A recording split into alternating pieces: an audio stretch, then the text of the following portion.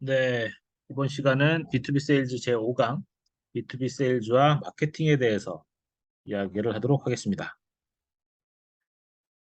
B2B 세일즈에서, B2B 산업에서 세일즈 부서와 마케팅 부서의 특징, 역할과 책임, 차이에 대해서 알아볼 텐데요.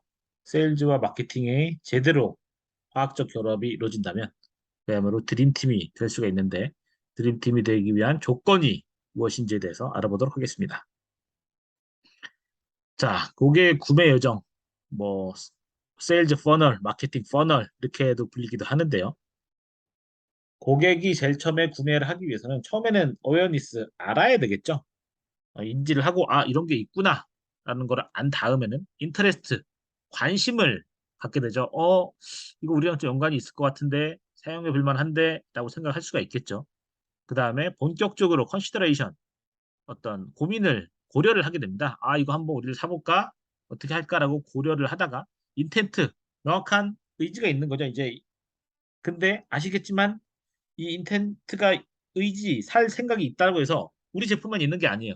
경쟁사도 있고 생각보다 굉장히 많은 대체제들도 존재를 합니다. 그렇기 때문에 이밸류에이션, 평가를 합니다. 여러 개 대안을 놓고 평가를 하고 거기서 살아남은 것만이 비로소 퍼처스, 구매 단계까지 오게 되는데요. 이 퍼널을 보면은 어웨어니스부터 이밸류에이션 초기까지는 마케팅이 담당을 하고 이밸류에이션 중반부터 구매 이르기까지 역할은 주로 세일즈가 담당한다고 이야기를 하고 있는데요. 대략적으로는 맞는 이야기입니다. 이게 조금씩 업종에 따라서는 조금 다를 수가 있겠지만 대략적으로 이러한 어떤 흐름을 갖고 있으며 각각의 마케팅과 세일즈 부서는 이러한 각각의 역할을 담당하고 있습니다. 그래서 B2B 마케팅의 역할을 한 번 더 정리를 한번 해볼게요. 소위 말하는 마케팅에서 중요하다고 하는 4P, 3C, STP 이런 거는 전략 수립, 시장 분석, 고객 분석에 해당되는 건데 이거는 마케팅이 합니다.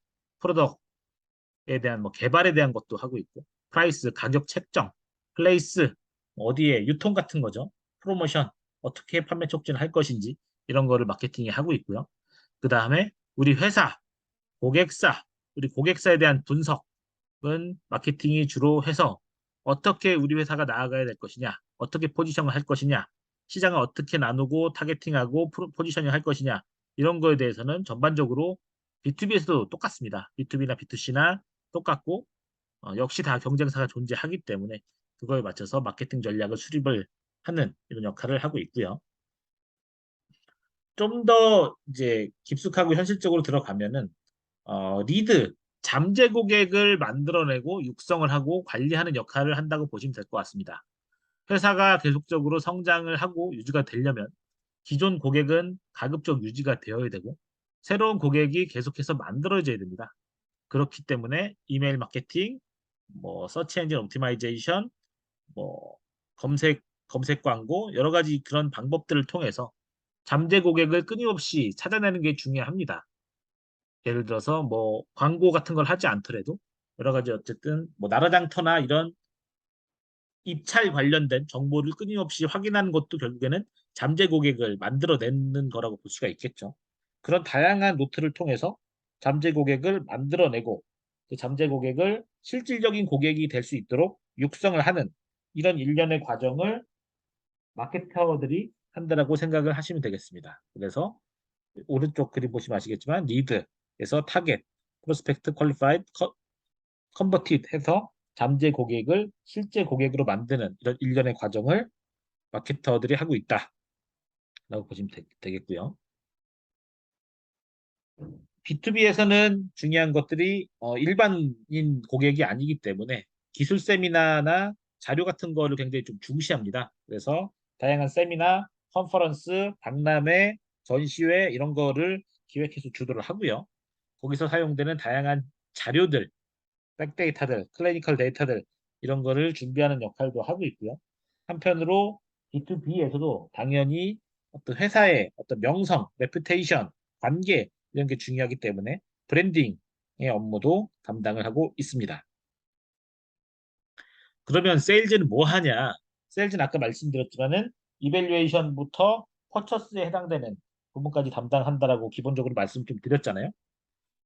이게 마케팅에서 어느 정도의 고객을 만들어냈지만 그 개별 고객에 맞는 제안을 하는 것은 세일즈의 역할입니다.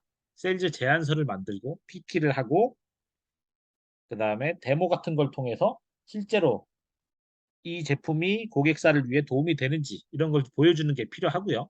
요새 스타트업 쪽에서는 POC라는 단어를 많이 쓰죠. Proof of Concept. 우리의 제품과 서비스가 당신의 회사에 정말 적합한지를 보여준다라는 거죠.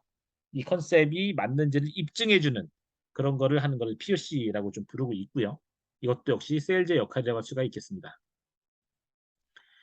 어느 정도 입증까지가 되면은 그다음에 가격 협상이나 뭐 공급에 대한 기한 협상, 뭐 납품, 뭐 금융의 조건, 뭐 이런 것들에 대한 협상이 이제 진행이 되는 거고요. 그다음에 견적서를 내서 견적에 대해서도 이제 당연히 가격 협상이 진행이 되는 거고, 그다음에 계약서 작성까지의 역할을 B2B 세일즈 담당자들이 하게 되겠습니다. B2B 세일즈와 마케팅의 어떤 차이에 대해서 한번 표로서 한번 정리를 한번 해봤어요. B2B 세일즈는 고객 응대가 중요하고요. 마케팅은 전략 수집, 고객 분석, 시장 분석 등이 좀 중요하고요. B2B 세일즈는 본인들이 맡고 있는 고객들이 제일 중요한데 반해서 마케팅 같은 경우에는 시장 전체적으로 좀 바라보는 좀 성향이 있습니다. 그래서 어, B2B 세일즈 담당자들은 자신의 고객 요청에 대한 빠른 응대를 조금 더 중시하는 반면 마케팅 담당자들은 장기적 관점의 포지셔닝을 중시하고요. 가격 같은 경우에는 가격적 마케팅 담당자들은 하나의 가격을 유지하기를 바라지만은 세일즈 담당자들은 조금이라도 더 팔기 위해서 본인이 그때그때 가격을 할인해 준다던가 아니면 결제 조건을 달리해 준다던가 이런 좀 탄력적인 걸 좀 원하고 있습니다.